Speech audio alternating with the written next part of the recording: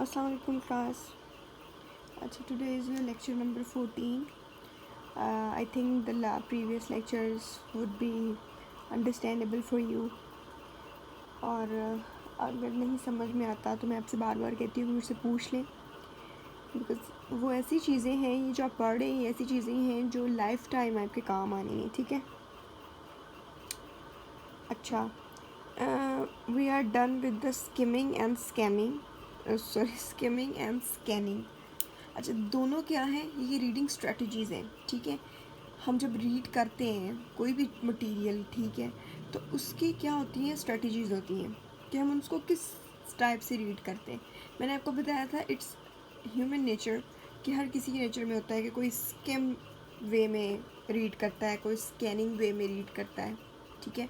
वो दो एक स्ट्रेटजीज़ थी. अब दो स्ट्रेटजीज़ और क्या हैं, एक तो रीडिंग कम्प्रीहेंशन आ जाती है. ठीक है. हम बचपन से लेकर अब आई थिंक सो इंग्लिश 1 में, इंग्लिश 2 में रीडिंग कम्प्रीहेंशन करते आए हैं. और इसके अलावा एक जो 4th स्ट्रेटजी है वो है सर्वेइंग, मतलब सर्वे करना. ठीक है. SQ4R जो है ये मैंने खुद ऐड किया है आप लोगों की इन्फॉर्मेशन के लिए. तो SQR क्या है, SQ4R, S जो है वो सर्वे है. सर्वे में अलग से भी बताऊँगी क्योंकि एक प्रॉपर स्ट्रेटजी भी है. और इस जो है प्रोसेस में SQ4R में भी सर्वे है. S से Q से हो गया क्वेश्चन. और 4R जो है वो आपके क्या आ जाती हैं, read, decide, record and review. So let's start with the first slide. अच्छा, रीडिंग स्ट्रेटजीज़ कितनी होती हैं, स्किमिंग होती है, स्कैनिंग होती है, रीडिंग कॉम्प्रीहेंशन होती है और सर्वेइंग होती है. ठीक है. So let me tell you the reading comprehension क्या है. Reading comprehension is a level of understanding of text message. This understanding comes from the interaction between the words that are written and how they trigger knowledge outside the text message. ठीक है. ये आपकी understanding होती है जो अब जब आप कोई भी टेक्स्ट रीड करते हैं तो वो किस टाइप का आपके नॉलेज को ट्रिगर करता है, कि मतलब किस टाइप का वो टेक्स्ट होता है. वो आपकी it might can trigger your own experience. ठीक है. या कोई उसका बैकग्राउंड नॉलेज उसको ट्रिगर कर देगा. तो जब आप किसी चीज़ को रीड करते हैं तो इस तरह का जो होता है वो मतलब. ठीक है. Comprehension is a creative multifaceted process dependent upon 4 language skills: phonology, syntax, semantics and pragmatics. ये लिंग्विस्टिक्स की 4 टाइप्स हैं. जितनी आपकी अच्छी इन चीज़ों की सेंस होगी उतनी जो है आपकी रीडिंग कॉम्प्रीहेंशन अच्छी हो रहेगी. फोनोलॉजी क्या होती है, phonology is all related to sounds. ठीक है. किस तरह के, अगर ऑब्वियसली अगर आपको किसी वर्ड की साउंड नहीं सही तरह से पता, आप उसको सही प्रोनाउंस नहीं कर सकते. ठीक है. सिंटैक्स क्या होती है, सिंटैक्स होता है जी स्ट्रक्चर होता है सेंटेंस का. आप अब इस जो सेंटेंस लिखे हुए हैं ये एक स्ट्रक्चर और ऑर्गेनाइज्ड वे में लिखे हुए हैं. अगर ये ऑर्गेनाइज्ड वे में नहीं लिखे होंगे, ठीक है, तो आपको नहीं पता लग सकता. मतलब अगर मैं इसको उल्टा पढ़ना शुरू कर दूँ, टेक्स्ट मैसेज ऑफ अंडरस्टैंडिंग, तो ये एक स्ट्रक्चर नहीं होगा. सिंटैक्स ये बताता है. सिमेंटिक क्या होता है कि आपकी मीनिंग होती है. ठीक है. मीनिंग ऑफ लैंग्वेज, मतलब जो भी आपने लिखा हुआ है उसका आपको अगर मीनिंग पता है so will get better idea, तो आपकी रीडिंग उतनी अच्छी हो जाएगी. प्रैग्मेटिक्स भी जो है वो प्रैग्मेटिक्स और semantics both are side by side. ठीक है. ये सारी चीज़ें जितना आपको अच्छा नॉलेज होगा उतनी आपकी रीडिंग जो है वो अच्छी हो सकती है, कॉम्प्रीहेंशन. अच्छा जी, अब हम स्टार्ट करते हैं वो जो ये मैंने आपको बताया था SQ4R. ये मैंने जस्ट वैसे ही आपके नॉलेज के लिए इसकी डेफिनेशन दी है, वरना आई डोंट थिंक सो ज़रूरत होगी. अच्छा, reading is to construct meaning from text. Read for meaning and understanding. Reading is an art form and good readers do certain things that get them the meaning that this process is designed to extract. Good readers जो होते हैं वो क्या करते हैं कि वो अपनी ये वाली स्ट्रेटजीज़ को जो है वो हाईलाइट करते हैं, इनको इम्प्रूव करते हैं. सो उनकी रीडिंग जो है वो अच्छी रहती है। अपनी कॉम्प्रीहेंशन को, रीडिंग कॉम्प्रीहेंशन को आप किस तरह अच्छा बना सकते हैं? Begin with what is already known, ठीक है। Always try to make sense of what is read, जो भी पढ़ा है उसकी सेंस बनाएं। मतलब ये नहीं कि just you are reading and reading, उसकी सेंस एक क्रिएट करें। Ask question before, during and after reading. Read करें कोई भी चीज़, कोई टेक्स्ट जहाँ भी हैं, स्कूल में है, यूनिवर्सिटी में है, कहीं पे भी हैं, किसी से पूछें, उससे रिलेटेड क्वेश्चन करें। Predict and think about what will happen next in the text और how questions will be answered. Predictions करें अपनी कि अगर आप कोई स्टोरी पढ़ रहे हैं, कोई ऐसे पढ़ रहे हैं, कोई टेक्स्ट पढ़ रहे हैं, तो क्या हो सकता है next. Read with a purpose to understand. Know that as good reader often reread parts of even the whole text or more times in order to make sense of what is being read. अब जो good readers क्या होते हैं, वो कहते हैं कि read करते हैं, रिवीजन करते हैं एक चीज़ की, टू गेट कंप्लीट सेंस। अच्छा, अब वो SQ4R आ गया हमारा। इसमें सर्वे होता है ऐसे, जिसमें आप सर्वे में क्या करते हैं, आप छोटा सा सर्वे लेते हैं। आपने एक बुक देखी है, आप उसके टॉपिक्स देखेंगे, उसके टाइटल्स देखेंगे, एक छोटा सा ब्रीफ सर्वे लेंगे कि अच्छा क्या है इस बुक में। ऑब्वियसली जब हम एक बुक ओपन करते हैं तो हम उसकी कंटेंट लिस्ट देखते हैं, वो सर्वे होता है। इसकी हेडिंग, सब हेडिंग एंड इटैलिसाइज्ड वर्ड्स जो होते हैं, summary at the end of the chapter, ये देखते हैं। बिब्लियोग्राफी देखते हैं, वो क्या होगा, एक सर्वे हो गया छोटा सा। क्वेश्चन क्या होता है, anticipate test question, turn each heading and subtitle into a question. हर हेडिंग को, हर टाइटल को आप एक क्वेश्चन बना के अगर रेस करें, so you will get to know क्या है, ठीक है। Who, what, when, where, why, how. Restate the objectives from heading to help fix them in your mind. Read में क्या आ गया, create meaningful organization, read only the material covered under one heading or sub heading at a time. Read ideas, not just words. मतलब read करना है, read करने का क्या मतलब होता है, उसको सेंस बनानी है, ठीक है।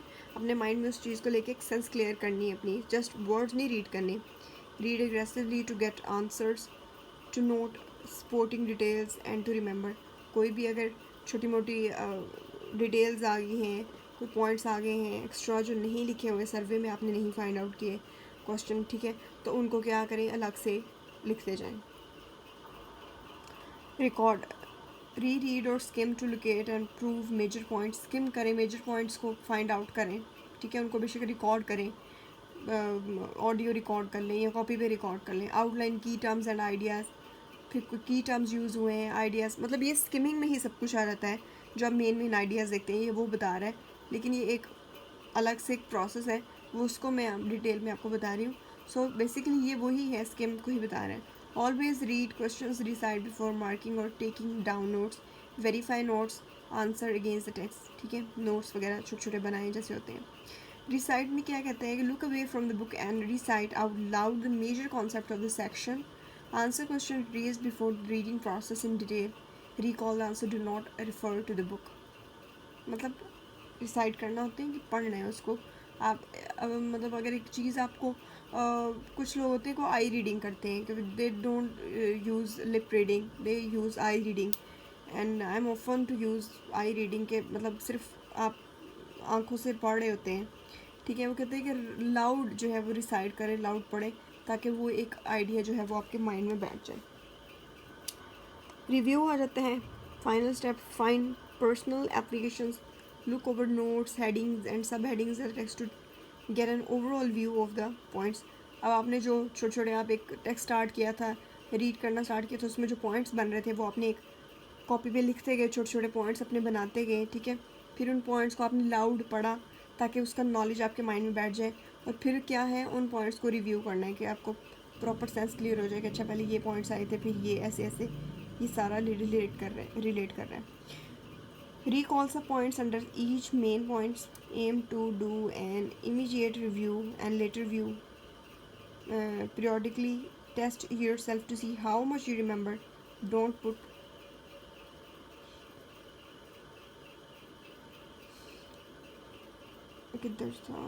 don't put off review until the night before the test. अच्छा क्या है, कह रहे हैं कि रीड करें, ठीक है। उसके बाद क्या कहते हैं कि उसको मतलब जैसे कि आप एक नोट्स मिले आपको, ठीक है, वो ऑलरेडी एक मैंने हेडिंग्स बनाई होती हैं, आप उनको खुद से अपनी हेडिंग्स बनाएं जिस तरह से आप उसको मेमोराइज़ कर सकते हैं। अब रिव्यू में वो कह रहे हैं कि पहले आपने देख ली कि ये points, then try to recall, memorize, अपनी मेमोरी चेक करें कि आपको वो याद है दोबारा से क्या क्या वो उन पॉइंट्स के अंदर डिटेल्स थी, या आपने जो आइडियाज़ लिए हैं, ठीक है, जो आपने रिकॉर्ड किए हैं वो उन पॉइंट्स की क्या डिटेल्स थी, वो ये बता रहे हैं। अच्छा, सर्वे करते हैं। अब सर्वे क्या होता है? Gets a general idea of the topic by skimming through a chapter and note headings, subheadings and other outstanding features such as figures, tables, summary, paragraph। ठीक है, सर्वे में आपने ये देखना है। सर्वे मैंने आपको जैसे बता दिया कि अगर आपने किसी बुक का, किसी आर्टिकल का सर्वे करना है तो उसकी कंटेंट लिस्ट देखें, मेन हेडिंग्स देखें, ठीक है, फिगर्स देखें, टेबल्स देखें। सर्वे इस तरह से होता है, मतलब सर्वे लेना है किसी चीज़ का। Understand the outline, structure, framework of what will be presented, जो आउटलाइन दी गई है, स्ट्रक्चर दिया गया, उसको सर्वे करें। Comprehend the content to be read, देखिए कंटेंट लिस्ट देखी जाए। Identify how the author highlights key points and most important information, अगर आप उसको कंटेंट लिस्ट देखते हैं, जिन चीज़ों का आपको आइडिया है उनको छोड़ दें, ठीक है, जिनका नहीं है उनका थोड़ा सा ये देखें कि किस तरह से ऑथर ने उनको हाईलाइट किया है। Draw on prior information in relation to the content, अब उसके साथ अपनी प्रायर, अपना जो नॉलेज है, अपनी प्रायर इन्फॉर्मेशन है, उसको ड्रॉ करें, रिलेट करें। सर्वेइंग में बताते हैं कि क्या होता है कि means giving the reading material or run down from its first section और चैप्टर टू इट्स लास्ट, कि स्टार्ट से लेकर एंड तक आपने सर्वे में क्या करना होता है कि रीडिंग मटेरियल को जस्ट रन डाउन करना होता है, कि जल्दी जल्दी से एक देखना होता है कि क्या है इसमें, छोटी छोटी चीज़ें देखनी है। And a selection from its first paragraph to its last. Going through this process can make you see if the reading material or the selection really need to be read thoroughly। मतलब अगर आपने कोई article पढ़ रहे हैं, आप देखना चाह रहे हैं कि वो इंटरेस्टिंग है कि नहीं है, कि आप उसको डिटेल में पढ़ें, तो आप उसको सर्वे कर सकते हैं, ठीक है। उसकी मेन हेडिंग्स, टेबल्स देखें, कोई पैराग्राफ्स दिए गए हैं, कोई ग्राफ्स बने हुए हैं, कोई डेट्स दी हुई हैं, कोई इस तरह से मेजर चीज़ें दी हुई हैं, वो देखें। उसके बाद you will get to know के now this article is able to read in detail. अच्छा, अब वो कहते हैं कि न्यूज़पेपर का अगर हमने सर्वे करना हो तो कैसे करें? Reading the headlines on the front end inside the pages. Most of us don't go in detail in the newspaper, और मैं खुद भी ऐसे करती हूँ, न्यूज़पेपर में सर्वे करती हूँ, मेन हेडिंग्स पढ़ लेती हूँ, ठीक है, तो वो इस तरह की जाती है। Determining the headline story, determining the subject of the editorial, or determining the subject of the column article, determining the subject of business, politics, sports, environment, etc। इस तरह से हम जो है वो न्यूज़पेपर का सर्वे करते हैं, उनकी मेन चीज़ें पढ़ के। फॉर मैगजीन किस तरह से सर्वे किया जाता है? Determining the kinds of article inside, उसके अंदर जो आर्टिकल्स हैं उनको डिटर्मिन किया जाता है, उनको देखा जाता है briefly. Read the first paragraph of article to be read the last paragraph, आप उस आर्टिकल का जितना भी जो भी है कि फैशन के से रिलेटेड कोई आर्टिकल है, उसका फर्स्ट पैराग्राफ पढ़ लेंगे, लास्ट पढ़ लेंगे, तो थोड़ा सा सर्वे हो जाएगा कि क्या इसमें किस तरह का फैशन डिस्क्राइब किया गया है, क्या चीज़ डिस्कस की गई है। बुक का सर्वे किया किस तरह किया जाता है? ऑब्वियसली उसी तरह कंटेंट लिस्ट देखें, उसकी first and last paragraph of each chapter, और determining the selection title and their respective authors को पढ़ें, कौन कौन से ऑथर हैं। समटाइम ऐसे होता है कि आपने एक ऑथर को पहले पढ़ा होता है, उसकी बायोग्राफी पढ़ी होती है, उसकी आपने एक बुक पढ़ चुके होते हैं, अब उसकी दूसरी बुक है, तो अगर आप ऑथर नेम पढ़ें और आपको वही अपना प्रीवियस ऑथर मिले, सो विल गेट आइडिया कि अच्छा आप उसे लिंक कर जाएंगे, ठीक है।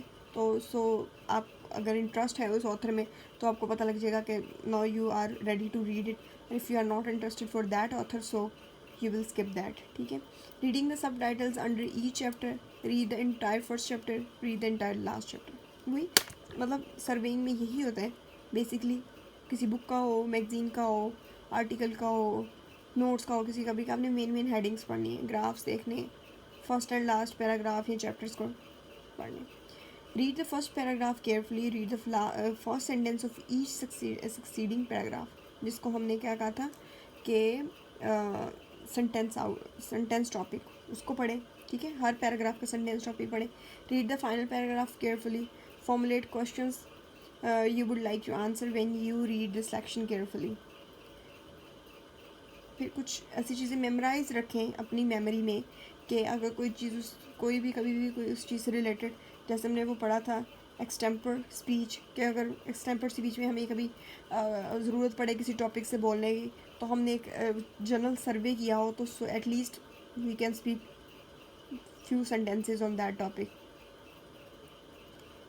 कंक्लूजन है अब हमारा, reading plays an important role in every aspects of our life, specially in academics. Understanding what we read play the most important role in increasing knowledge. However this is a continual process. इसको जितना continue process है, very करता है from person to person. किस तरह very करता है कि आपकी रीडिंग पे वेरी करता है। जितनी रीडिंग आपकी ज़्यादा होगी उतनी आपकी जो है वो इन चीज़ों का नॉलेज ज़्यादा हो जाएगा, आपकी स्किमिंग स्कैनिंग आपकी ज़्यादा अच्छी हो जाएगी, आपकी कॉम्प्रीहेंशन अच्छी हो जाएगी। एज मच यू विल, जितनी आप इस चीज़ की क्या करते हैं, इस चीज़ को रिवाइज करते हैं, ये जितना आप इस चीज़ की रिवीजन करते हैं। अच्छा, knowing is not enough, we must apply. Willing is not enough, we must do.